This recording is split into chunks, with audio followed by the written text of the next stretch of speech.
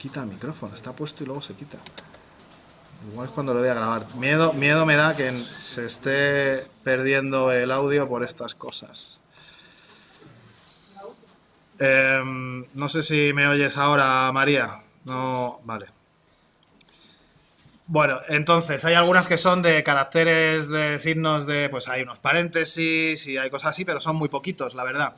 El punto, por ejemplo, pues equivale a todos los caracteres que son final de frase. Es decir, puede ser un punto, pero puede ser un cierre de interrogación, de admiración y cosas de estas.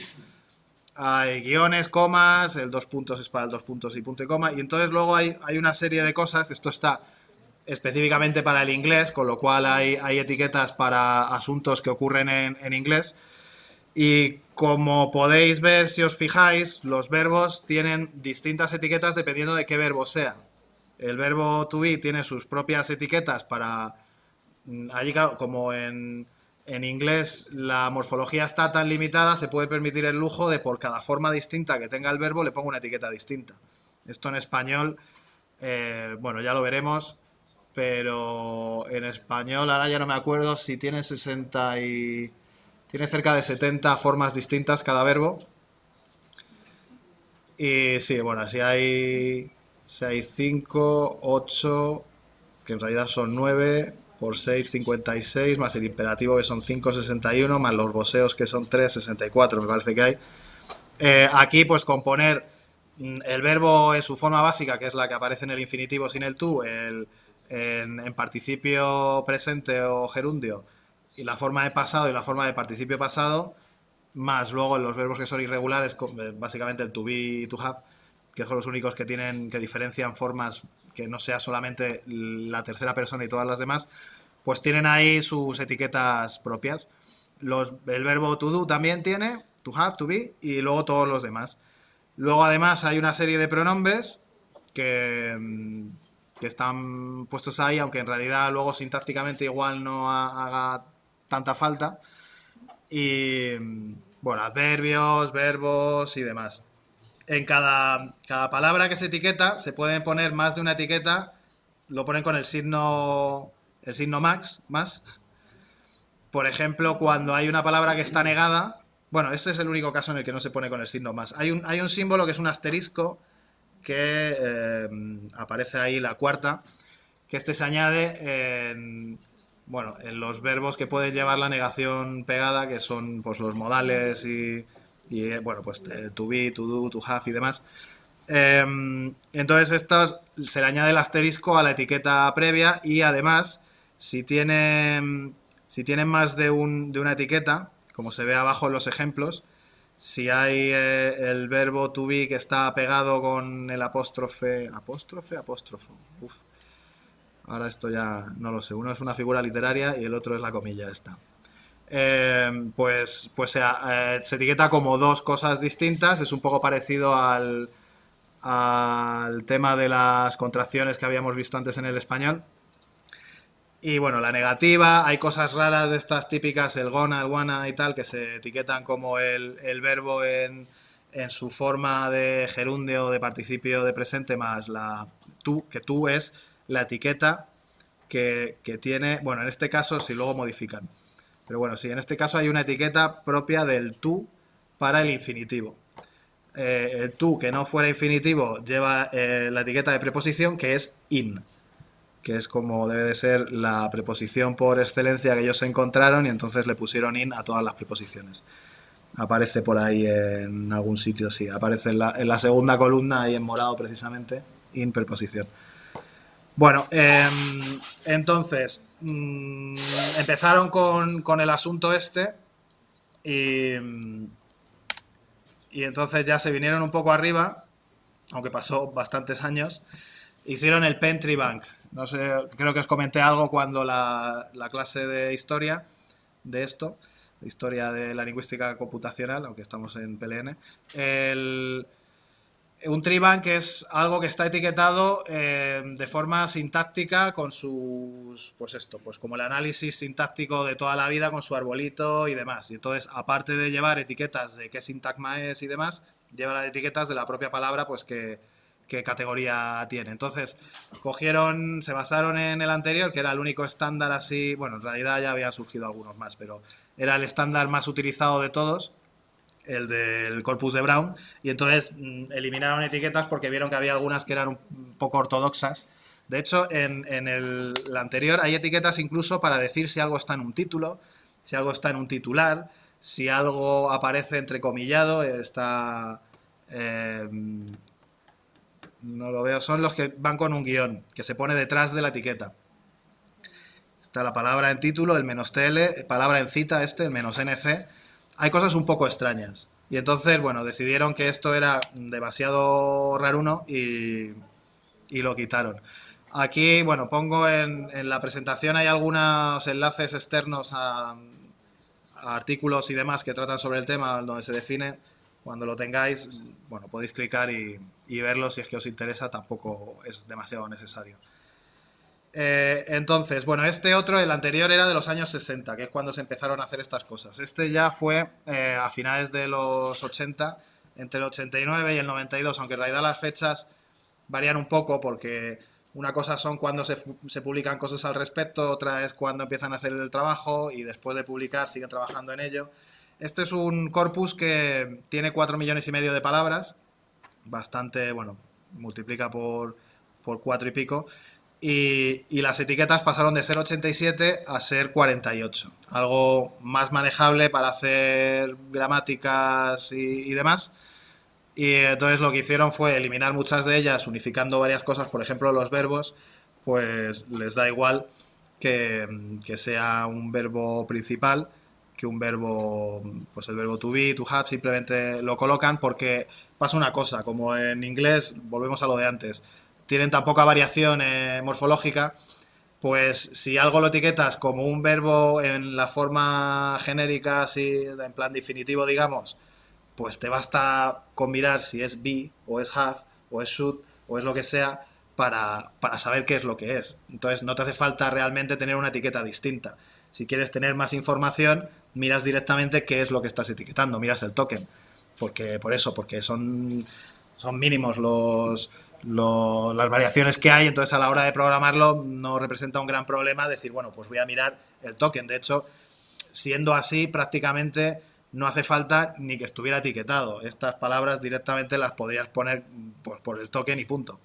Pero bueno, entonces, bueno, aquí unificaron el tema de los verbos, también el tema de los pronombres, que antes había un montón en el anterior, no sé si os habéis llegado a fijar, pero aquí lo eliminan y básicamente ponen el pronombre personal o el pronombre personal en posesivo. En el anterior caso tenían, por ejemplo, etiquetas distintas para my o para mine, o you, bueno, ahí es que, bueno, your o yours, o sea, los que van pospuestos y antepuestos y cosas así, que esto pues también se lo cargaron. También había muchas etiquetas en lo anterior que tenían un símbolo del dólar para especificar que es posesivo. Aquí lo que se inventan es una etiqueta que se llama pos, que se añade, como antes hemos visto que se podían poner más de una etiqueta, pues se añade a las palabras, ya sean nombres o sean pronombres que sean posesivos o determinantes incluso. Y bueno, también había mucha diferencia en el anterior conjunto en los pronombres de tipo WH, estos típicos. Aquí básicamente ponen o sea, reducen por ahí, reducen mucho. Entonces reducen hasta 48 y además hay que tener en cuenta que de los 48, 12 son de símbolos ortográficos, o sea, símbolos ortográficos no, sino de puntuación y demás, aparte de cosas pues como la almohadilla, el dólar y cosas así. Es un poco extraño la cantidad de etiquetas que utilizan solamente para las comillas, porque las comillas rectas tienen una etiqueta, pero si son comillas que empiezan o de las que terminan, las típicas que te ponen en el Word, que luego si lo escribes en el Word y lo copias en Python no funciona, porque ha cambiado el formato y es otro carácter distinto que no reconoce el intérprete de Python, pues sí, es un poco extraño así, y además, igual que el anterior, aunque tiene cierta estructura, está un poco desgarbado, digamos. Es como que a cada una le han puesto una etiqueta, pero la estructura interna es un poco así, ¿no? En el verbo sí que se ve un poco porque hay el VB para el verbo y luego después le añaden la etiqueta, digamos que ahí el tercer carácter indicaría el tipo de forma que es, y en algunas otras pues también es un poco así, pero no está definido en plan, para la categoría tengo este carácter y luego para identificar el número tengo este, están todos puestos así, por eso cuando hablamos del número de etiquetas es un poco...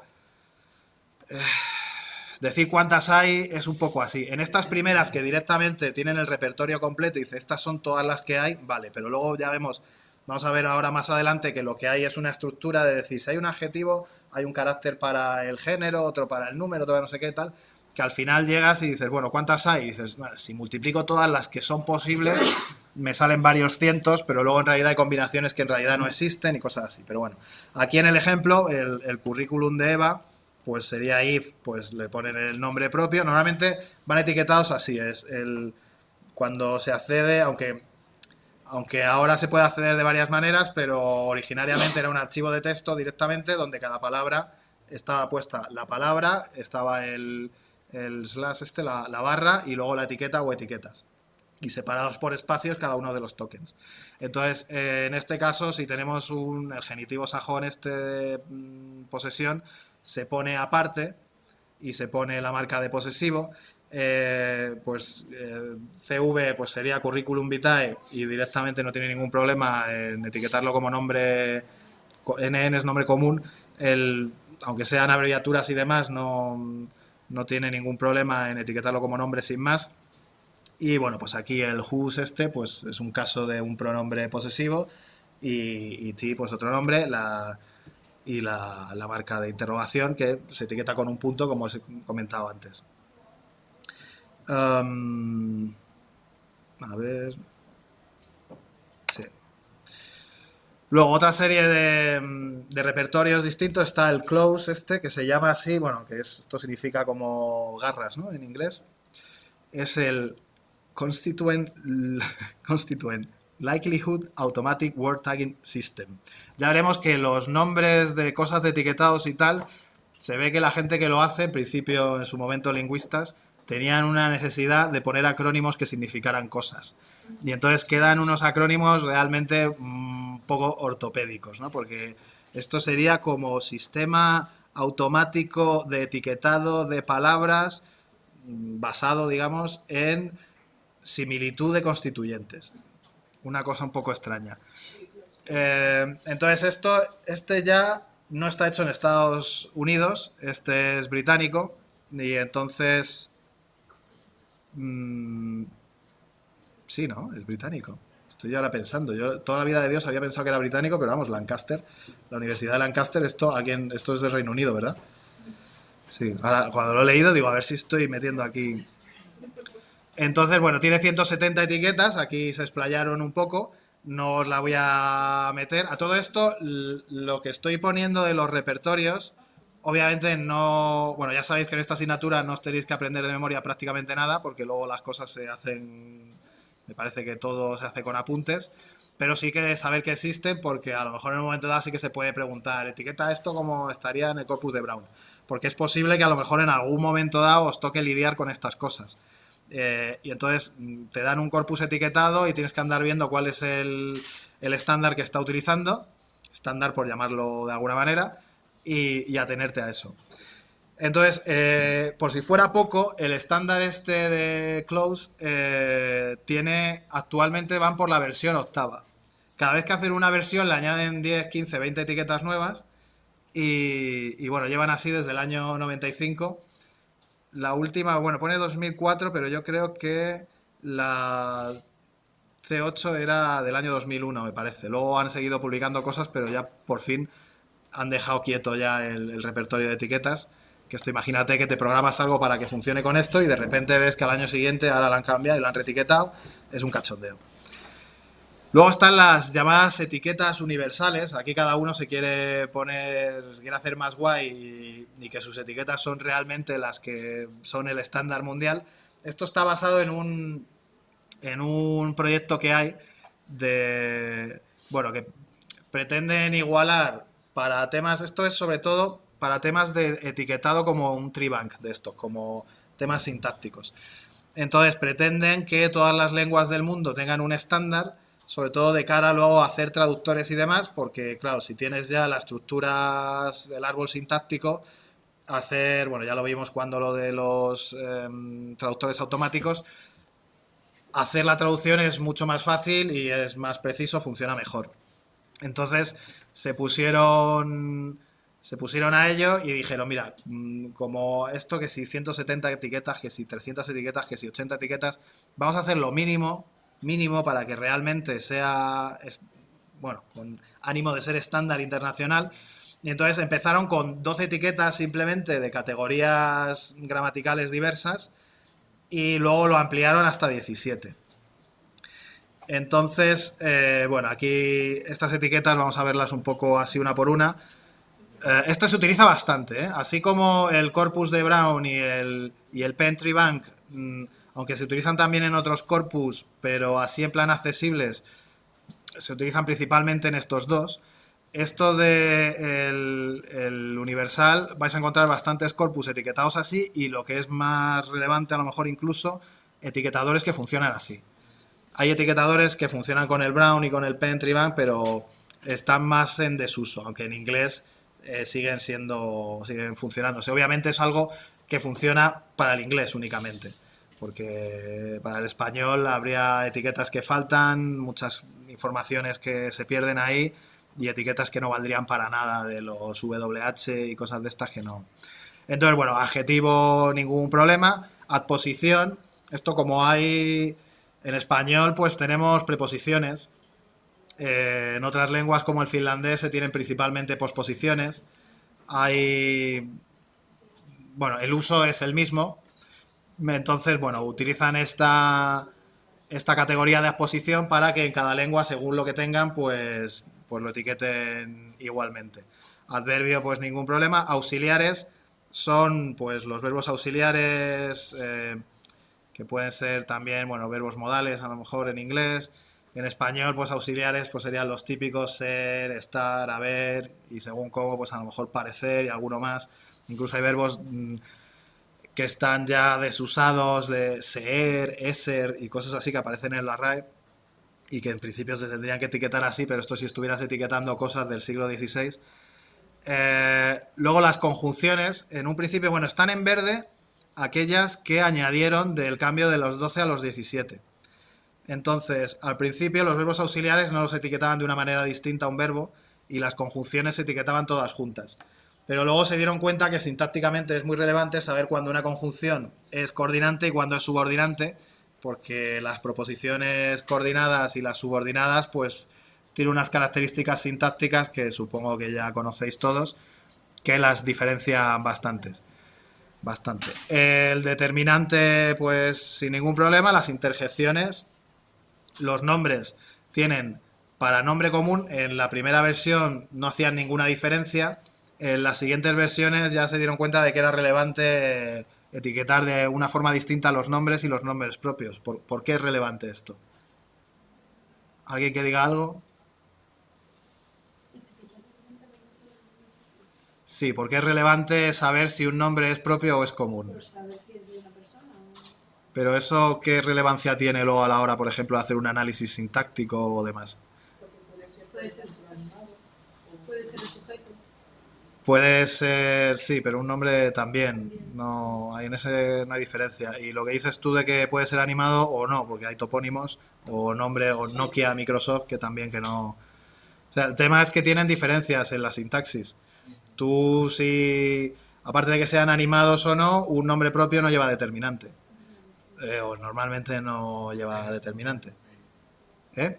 En español y inglés sí, no, pero en griego. Sí, pero como es una cosa que pretende ser internacional, cuando se dan cuenta de que hay lenguas, esto es como todo, empiezas a hacer una versión y luego dices, oye, que esto funciona así, que te has olvidado de aquello, que tal no sé qué, entonces dices, pues vamos a meter 5 etiquetas más.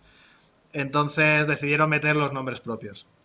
Sí, hay incluso lenguas como precisamente, por ejemplo, el finlandés, donde directamente no existen, bueno, existen determinantes demostrativos, pero no existen artículos y cosas así. Bueno, el signo de puntuación, para cualquier signo de puntuación, las conjunciones subordinantes, símbolo, porque claro, vieron que estás etiquetando ahí y cada 2 por 3 se encuentra a lo mejor $1, €1 en los símbolos o cosas más distintas, o arrobas o tal y demás, cosas así que no tienen un... Es difícil de meter dentro de un árbol sintáctico y esto, pero bueno, es interesante etiquetarlo, por lo menos saber que eso no es una palabra desconocida o algo así, sino que es un símbolo. Los verbos y luego ya otro para cosas que no, pues no se sabe directamente. Entonces, este sistema está basado en otros 3 sistemas previos, uno que era de la Universidad de Stanford, otro que eran las etiquetas universales de Google, que ya empezaba ahí a meterse. Este universal, no tengo exactamente la fecha de cuándo, pero ya es de este siglo, lo cual suena un poco así.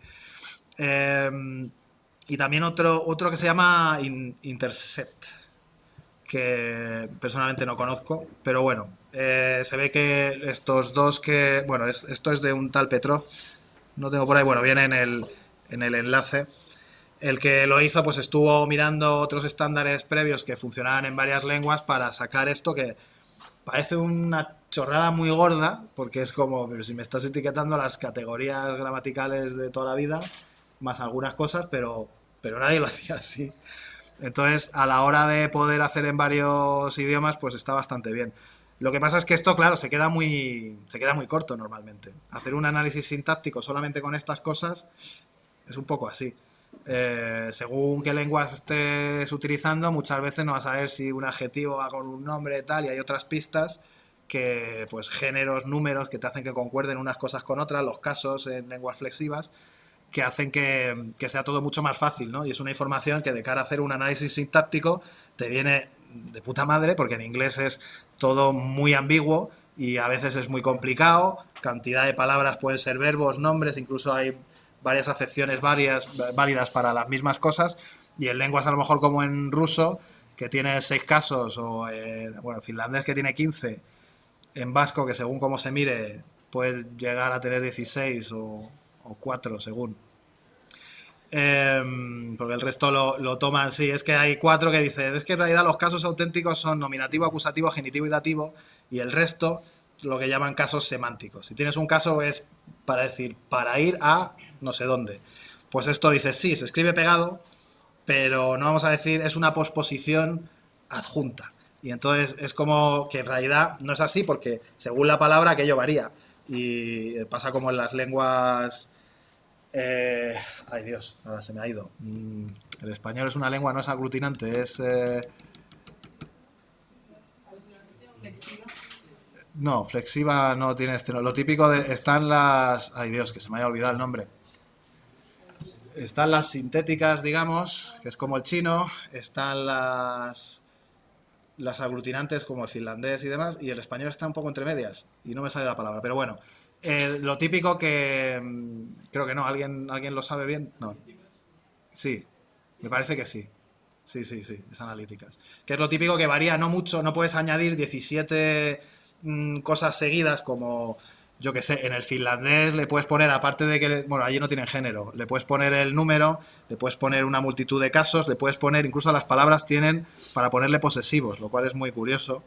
Si dices rakas es querido, y si dices raka ani, esta ani que va junto es mi querido, y aquello varía en persona y en número también. Luego tienen una serie de enfáticos, le puedes poner una terminación ko para indicar que eso es una pregunta, y entonces al final tienes una palabra y le puedes ir añadiendo cosas hasta 6 o algo así.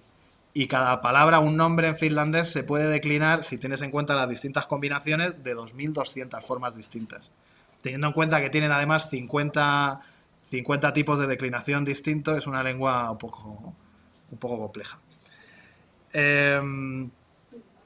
Vale, me he ido un poco por las ramas. No sé exactamente a lo que iba, pero bueno, sí, que hay una cosa que son las características, porque solamente con esto te quedas muy corto, y entonces han sacado una serie de características. Esto es como las etiquetas del HTML, que luego dentro tienen las otras etiquetas. Tú tienes la de tabla y dentro tienes para poner la anchura, la altura y cosas de estas. Pues esto es igual.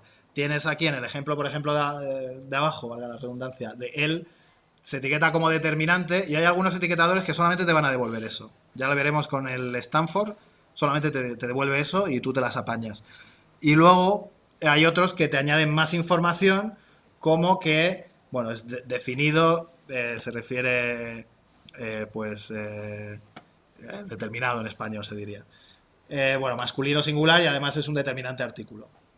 Y entonces con esto es como que sacan añadidos para las distintas lenguas, intenta que, pues yo qué sé, pues esto mismo se puede hacer exactamente igual en francés o en portugués o en italiano, porque todos tienen las mismas características y no repetir cosas o modificar, pero hay otras lenguas, pues yo qué sé, pues si tienes los casos del alemán, pues tienes los casos que sean. En ruso va a tener los mismos casos que en el alemán, pero va a añadir un par de ellos, el instrumental y el preposicional creo que no hay en alemán.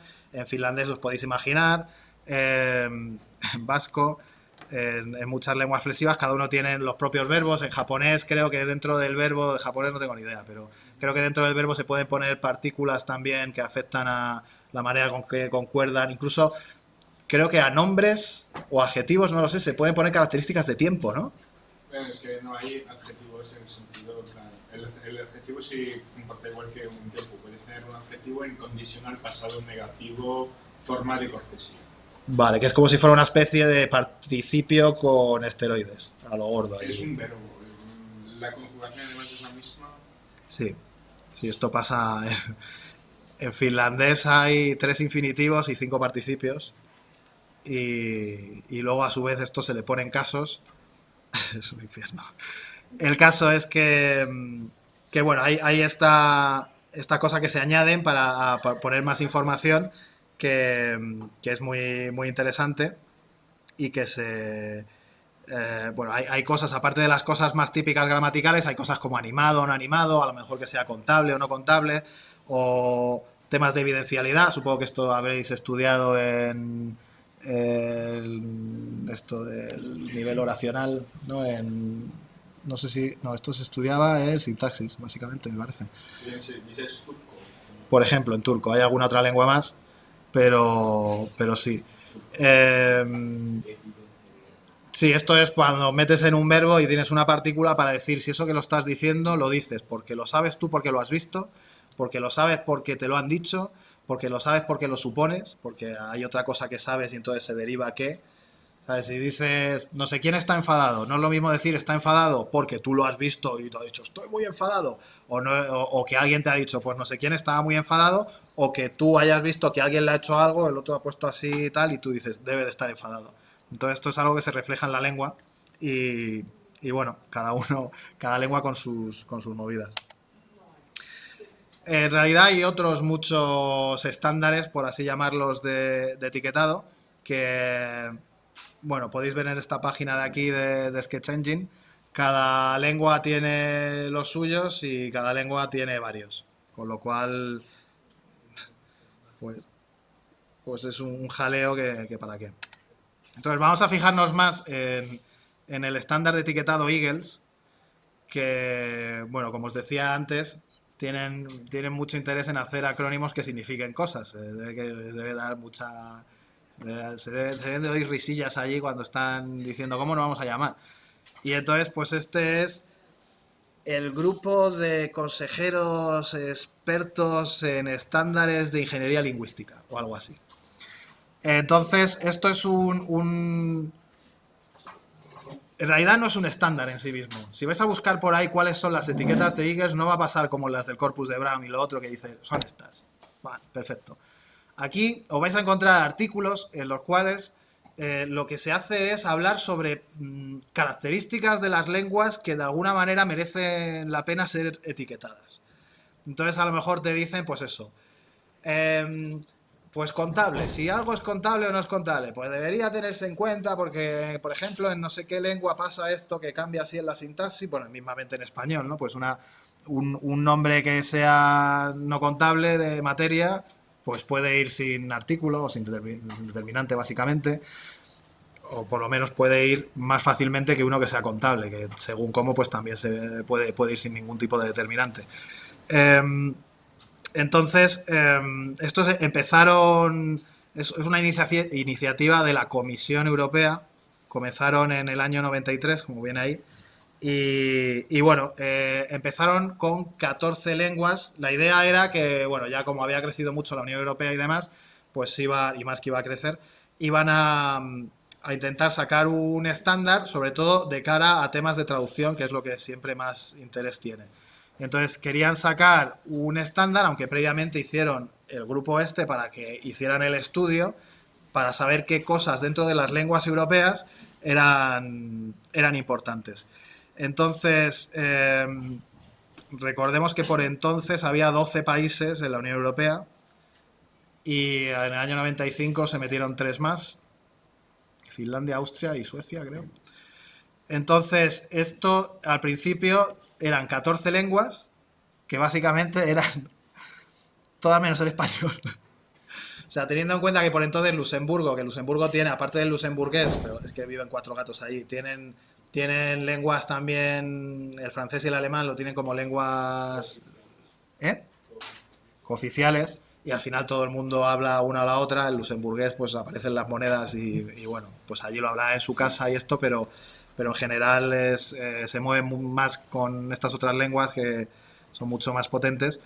Teniendo en cuenta eso, que en Austria hablan alemán, en Bélgica, sin embargo, hicieron la versión franco-belga. Entonces estaba metido el catalán también, pero el español no. Y el noruego, que no era de la Unión Europea, pero se ve que tal. Incluso en irlandés. Y entonces, bueno, pues está portugués, catalán, francés-belga, italiano. El rumano no estaba. Estaba el irlandés, estaba el inglés, el neerlandés, el alemán. Estaba el sueco, estaba el finlandés, estaba el griego y el noruego, el danés. ¿Y el sueco? El sueco sí. Sí. Y el español no. Entonces, en el grupo este, lo primero que querían hacer, su objetivo, bueno, y el catalán, no sé si lo he dicho, aunque lo he comentado antes. Claro, el tema de lenguas muchas veces en Cataluña se manejan mejor que en el resto de España, porque ahí hay dinerito para el tema de la lengua, lo ha habido, y ahora ya no sé exactamente, pero muchos de los mejores estudios de español que hay y de universidades donde se enseñan cosas sobre el español y fonética y demás, están precisamente en Cataluña, porque allí ya tienen el dinero para montarse sus laboratorios y esto, y entonces ya que lo utilizan para el catalán, que es el origen de todo, pues lo utilizan para el español, que aparte de que obviamente son bilingües, pues no, al ser tan cercanos, muchas veces casi los mismos estudios te valen en parte para la otra lengua. Entonces, bueno, con estas directrices generales empezaron a hacerse etiquetadores bueno, espera, que me he quedado en esto. La idea era, primero, conseguir un corpus en estas 14 lenguas al menos eran de varios millones de palabras, no recuerdo, pero era un corpus, creo que sí, 20 millones de palabras en cada una de estas 14 lenguas, y aparte de esto, que es un corpus en principio no etiquetado. Hicieron o sea, también tenían como objetivo crear lexicones computacionales, también en estas lenguas, que tuvieran por lo menos 20.000 lemas. Y luego con estas iniciativas, o sea, con estas directrices y tal, que se empezaran a etiquetar esas cosas. Entonces, hubo el proyecto Parole o Pagol, que otra vez pasa lo mismo, significa, bueno, palabra en francés o palabras en italiano, y es lo que viene ahí.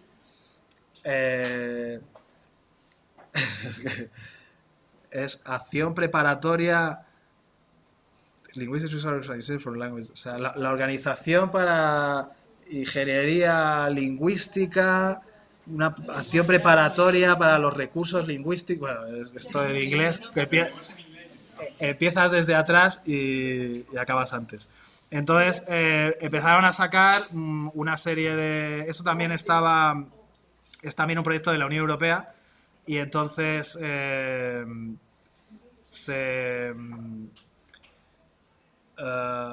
empezaron a etiquetar cosas utilizando estas directrices, pero en ningún sitio te decía el adjetivo va con la A, el verbo con la V. Esto ya lo fueron poniendo ellos, y entonces hay estándares, sobre todo estos son importantes de cara a las lenguas románicas, porque para el inglés y demás ya hemos visto que hay muchos estándares.